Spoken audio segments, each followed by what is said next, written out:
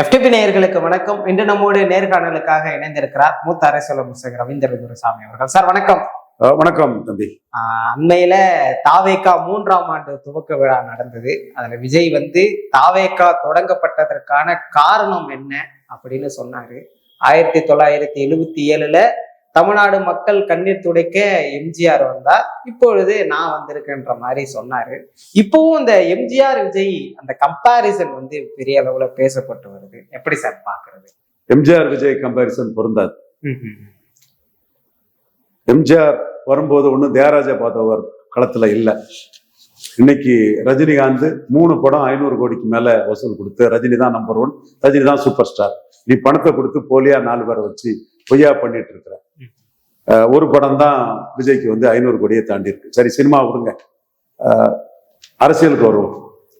அரசியல்ல எம்ஜிஆர் 55 விழுக்காடு பலம் கொண்ட ஒரு கட்சிக்குள்ள இருந்து வந்தார். அவர் அதிமுக ஆதரிக்கும் போது திமுகவில் பொருளாளராக இருந்தார், நம்பர் 2வா இருந்தார். கலைஞர் முதல்வராகிறதுக்கு ஆதித்தனாரும் எம்ஜிஆர் தான் காரணம். அப்போ ஒரு முதல்வரை உருவாக்குனதுல அவருடைய பாப்புலாரிட்டி பெரும் பங்கு வகிச்சது. அவர் அந்த கட்சியை உடைச்சுக்கிட்டு வரார்.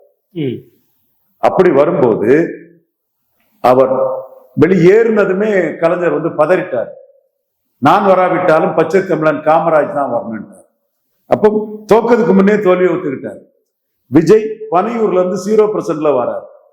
விஜய் ஒரு பொருட்டாட்டே ஸ்டாலின் கருதல்ல, லெப்ட் ஹேண்ட்ல டீல் பண்ணிட்டு இருக்கிறாரு உதயநிதி ஸ்டாலின்.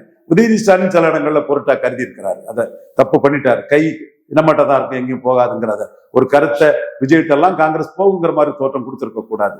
பட் லீடர் ஸ்டாலின் தான். ஸ்டாலின் அவரையும் நேசிக்கிறேன், அவர் கருத்தையும் மதிக்கிறேன், அவரை ஒரு குழந்தை மாதிரி ட்ரீட் பண்றாரு. ஒண்ணு.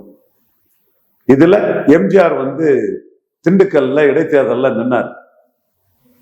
இவர் விக்கிரவாண்டியிலையும் ஈரோடு கிழக்குல நிக்கல. கோழை நாய்கள் களத்தை விட்டு ஓடிட்டாங்கன்னு எடப்பாடி என்டிஏ அதையும் சேர்த்து விஜய கோழை நாய் களத்தை விட்டு ஓடிட்டாப்புலன்னு சீமான் அடிக்கிறாப்புல. அப்ப எம்ஜிஆர் திண்டுக்கல்ல நின்னார், 55 விழுக்காடு வாக்கு மேல பெற்றார். இங்க கோயம்புத்தூர்ல நின்னாரு, 38 விழுக்காடு வாக்கு கிடைச்சது. அவர் கூட கூட்டணிக்கு கட்சிகள் வந்தாங்க. 77 மக்களவையில அவர் கூட காங்கிரஸ் கூட்டணிக்கு வந்தாங்க. அவரு காங்கிரஸுக்கு 15, எம்ஜிஆருக்கு 23 சம்திங். இன்னொரு கம்யூனிஸ்ட் கட்சின்னு ஒரு கூட்டணி உருவாச்சு. அந்த கூட்டணி 36 இடங்களுக்கு மேல ஜெயித்து காங்கிரஸ் தான் காங்கிரஸ் ஒரு சீட்ல தோத்து, நார்வேல் சீட். மற்ற சீட்டெல்லாம் காங்கிரஸ் 14 சீட்டு ஜெயித்து, எம்ஜிஆரும் சென்னையில சில சீட்டுகள் தோத்தாரு. அடுத்தால எம்ஜிஆர் கருணாநிதி கம்பாரிசன்ல சென்னை மக்கள் எம்ஜிஆரோட கருணாநிதி தான் ஆதரிச்சாங்க. தஞ்சை மக்களும் கருணாநிதி தான் ஆதரிச்சாங்க. வன்னியர்கள் கருணாநிதி தான் ஆதரிச்சாங்க. பரையர் சமூகம் எம்ஜிஆர் ஆதரிச்சாங்க. இதுல நான் வராவிட்டாலும் பச்சை தமிழன் காமராஜ் வரணும்னு எம்ஜிஆரை கண்டு மிரண்டு கருணாநிதி பண்ண தப்பான அரசியல் தான் எம்ஜிஆர் விட 5 விழுக்காடு அதிகம் பெற்று கருணாநிதி ஆட்சிக்கு வர்றதை தடுத்தது. புத்திசாலித்தனமா கருணாநிதி அரசியல் பண்ணல. ஸ்டாலின் கருணாநிதியோட ரொம்ப புத்திசாலித்தனமா அரசியல் பண்றாரு. விஜய் 0% இருந்து வரார். சோ அந்த கம்பாரிசன் எதுவுமே பொருந்தாது, எதுவுமே கொஞ்சம் கூட பொருந்தாது, ஒட்டாது. இந்த புள்ளி வரத்தை வச்சுக்கிட்டு தான் டப்பாத்தனமா பேசிட்டு இருக்கிறாங்க. இதுல இன்னும் சொல்ல போனா எம்ஜிஆருக்கு வாக்கு வங்கிங்கிறது முழுக்க திமுகவின் பிளவு வாக்கு வங்கி தான். கிள்ளியூர்ல திமுகவே கிடையாது. எம்ஜிஆருக்கு அதிமுக கிடைச்சது 3%. ஓசூர்ல திமுக பெருசா கிடையாது. அங்க முதல் இடம் காங்கிரஸ் மூப்பனாருக்கு கேண்டிடேட் 54% ஓட்டு. 2வது இடம் ஜனதா ராமச்சந்திர நாயுடு கேண்டிடேட் 26. அதிமுக 3வது இடம் 9 விழுக்காடு, திமுக 4வது இடம் 6 விழுக்காடு. அப்ப ஓசூர் போன்ற திமுகவுக்கு செல்வாக்கு இல்லாத இடத்துல எம்ஜிஆரே இல்ல. எம்ஜிஆருக்கு பெண்கள் எல்லாம் ஓட்டு போட்டுட்டாங்க. எம்ஜிஆருக்கு எஸ்சி மக்கள் எல்லாம் ஓட்டு போட்டுட்டாங்க. எஸ்சி மக்களுக்கு எல்லாம் ஓட்டு போட தெரியாது, பட் போட்டாங்க. ஏன்னா திமுக வன்னியர் கட்சி மாதிரி இருந்தது, வன்னியர் டாமினேஷன்ல இருந்தது. அது கொஞ்சம் எஸ்சி மக்கள் உதயசூரியனுக்கு போட்ட எஸ்சி மக்கள் மத்தியில எம்ஜிஆருக்கு கொஞ்சம் ஆதரவு கூடுதலா கிடைச்சது. ஆனா வேளாளர் பெருமக்கள் மூப்பனாருக்கும் காங்கிரஸுக்கு தான் போட்டாங்க. அருந்ததியர் மக்கள் எம்ஜிஆருக்கு ஜாஸ்தி போட்டாங்க. கள்ள ரகமுடையார் கலைஞருக்கு ஜாஸ்தி போட்டாங்க. பிரமலைக்கல்லர் மறவர் எம்ஜிஆருக்கு ஜாஸ்தி போட்டாங்க. அது நான் பராவிட்டாலும் பச்சை தமிழன் காமராஜ் வரணும்னு சொல்லும் போது இதற்காகவா நாம காமராஜரை தோக்கடிச்சோன்னு எம்ஜிஆர் கேட்கவும், அங்க திண்டுக்கல்ல சல்லி குருசாமி தேவரை கொண்டது காமராஜ், பெயர் முனியாண்டி தேவரை கொண்டது காமராஜ், நாமெல்லாம் தெய்வமாக வணங்கும் பசுமன் ஐயா முத்துராமலிங்க தேவரை கொண்ட காமராஜ்னு பொய்யான புரட்டான ஒரு பரப்புரையை செய்தாங்க. அதுல எம்ஜிஆர் 5% ஓட்டு ஆண்டி காமராஜ் ஓட்டை எடுத்து ஜெயித்துட்டாரு. கலைஞர் 5% ஓட்டு குறைவாதான் அதுல வந்தது. சோ கலைஞருக்கு தவறு தான் எம்ஜிஆரை 5 விழுக்காடு இதுல வெற்றி பெற செய்தது. இதுல இதுல நாடார்கள் ஜனதா கட்சிக்கு ஓட்டு போட்டாங்க. முப்பனாரும் பாராவும் ஒன்னா இருந்திருப்பாங்கன்னா எம்ஜிஆரோட 5 விழுக்காடு ஓட்டு அதிகம் எடுத்தாங்க. முப்பனார் 20, பாரா 16. நீங்க எடுத்து பாருங்க, தட்டி பாருங்க. கடைசியா மலையாளிகள் கம்யூனிஸ்ட் கட்சிக்கு தலைமை மலையாளிகள் தான். அவன் எம்ஜிஆர் கூட இது பண்ணி எம்ஜிஆர் 4 முனை போட்டியில தனியாட்சி வர்றதுக்கு உதவிச்சான். மும்முனை போட்டினா எம்ஜிஆர் ஆட்சியை பிடிச்சிருக்க முடியாது. இதுதான் எம்ஜிஆர் கைது. அவர் திமுகவின் பாகப்பிரிவினர். நீ எந்த கட்சியில இருந்த விஜய்? எந்த கட்சியை நீ ஆட்சி கொண்டு வந்த? யார சீஃப் மினிஸ்டர் ஆக்குன? ஓட்ட காட்டினா 30 லட்சம் ஓட்டுன்னு அண்ணா சொன்னாரு. நீ ஜெயலலிதா கிட்ட எதிராக மோடியை பார்த்து பல்ப் வாங்கிட்டு தோல்வியாளர் இல்ல. ஜெயலலிதா சாகிறது வரை பிறகு அரசியல் பேசாத தோல்வியாளம் இல்லை. உட்கார்றேன், எந்த தொலைக்காட்சியில் உட்கார்றேன், அத்தனையும் உண்மை. ஏதோ இவர் ஆதாரத்தை காட்டாங்களா, நான் ஓடிட்டான்னு ஒரு தம்பியை விட்டு ஜான ஆரோக்கியசாமி மோசடி பேர்வழிகள் நம்மளை பாக்குறான். அவ்வளவு உண்மை. எந்த தகுதியும் கிடையாது எம்ஜிஆர் கூட ஒப்பிடுறதுக்கு விஜய்க்கு. தோல்வியாளர் விஜய். ஈரோடு விக்கிரவாண்டியில தோல்வியாளர் விஜய்.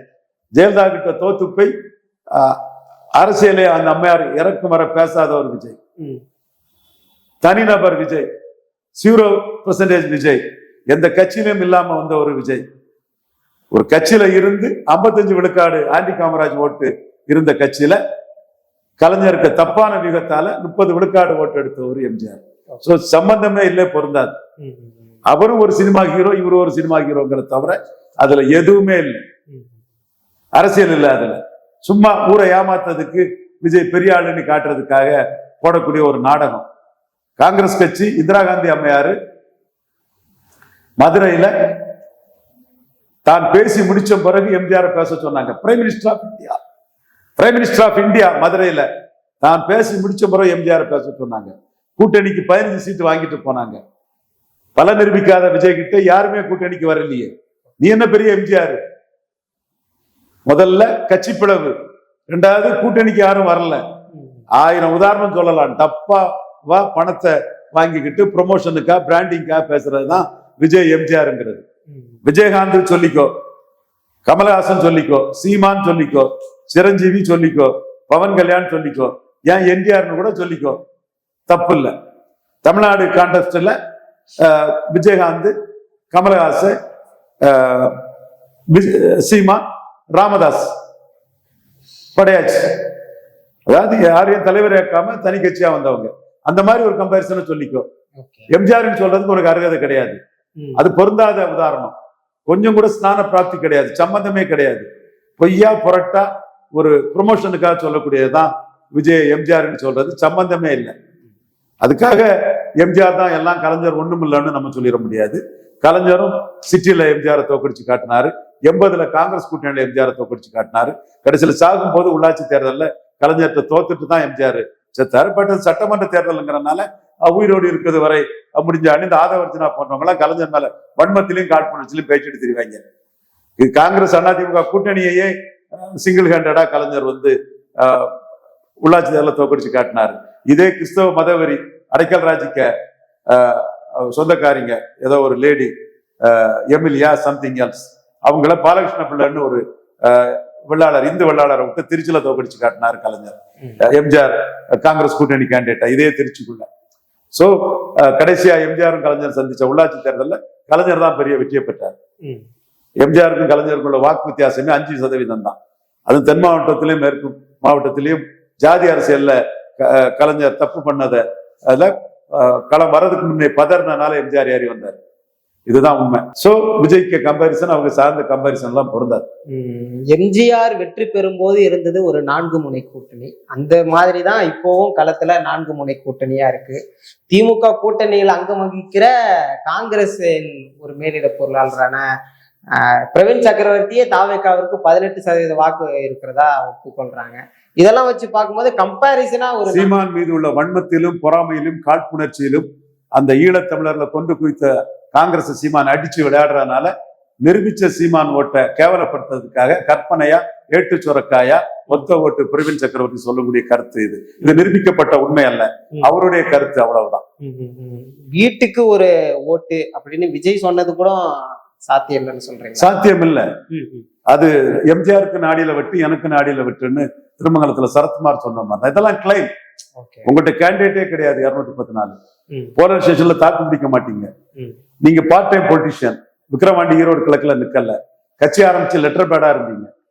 இதெல்லாம் பேசி பிரயோஜனம் இல்லை. வீட்டுக்கு ஒரு ஓட்டு இருக்கும்னா 39 கேண்டிடேட் போட்டிருக்கலாம். விஜய் அவர்கள் கொள்கை ரீதியா பேசல, கட்டமைப்பு இல்லை அப்படின்னு சொன்னாலுமே கூட இன்னைக்கு ஒரு ட்ரெண்ட் செட்டரா மாறி இருக்கிறாரு, ஒரு கல்ட் லீடரா இருக்கிறாரு.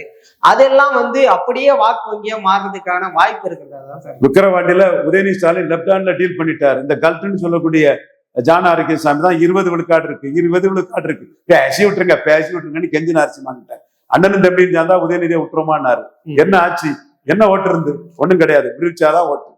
நிரூபிக்காதவனுக்கு ஓட்டுங்கிறது பிரச்சாரத்துக்கு பயன்படுமே தவிர ஒரு கட்டமைக்கு பயன்படுமே தவிர அது நிஜம் இல்லை. சார், நம்மளே பேசியிருக்கோம், விஜய் ஒரு போட்டி அதிமுகவை உருவாக்குவதற்கு தயாராகிறாங்க. இப்போ அதிமுக எதிர்ப்பு அவருக்கு எந்த அளவுக்குல சார் கை கொடுக்கணும்? எம்ஜிஆர் பேரை சொல்லி எடப்பாடியை பலகீனப்படுத்த செங்கோட்டை மூலம் முயற்சி பண்றாரு. இது நாஞ்சில் சம்பத் மேல முயற்சி பண்றாரு. எம்ஜிஆர் ஜெயலலிதாவை ஊன்றுகோலா எடுத்து வராரு. களம் வரட்டு, ரிசல்ட் தெரியட்டு. விஜயகாந்த் ஜெயலலிதாவை கொஞ்சம் பலகீனப்படுத்தினாரு. கமலஹாசன் எம்ஜிஆர் ஆட்சின்னு எடப்பாடியை பலகீனப்படுத்தினாரு. இவர் என்ன பலகீனப்படுத்துறாருங்கிறத ரிசல்ட்ல பார்க்கலாம். இப்போவும் திமுக காங்கிரஸ் கூட்டணி வலிமையா இருந்தாலுமே கூட கடைசி வரைக்கும் காங்கிரஸுக்கு விஜய் ஆப்ஷனாவே இருக்கிறத புரிஞ்சுக்க முடியுது. ஆனா அதை பல நிரூபிக்காத விஜய் எல்லாம் பைத்தியகாரன் தான் ஆப்ஷன் சொல்லுவான். ராகுல் காந்தி ஆப்ஷனா எடுக்கல தம்பி. அப்படின்னா விஜய் இன்னைக்கு அந்த பார்லிமெண்ட் விஷயத்துல ஸ்டாலின் மாதிரி அறிக்கை விட்டுருக்கணும்.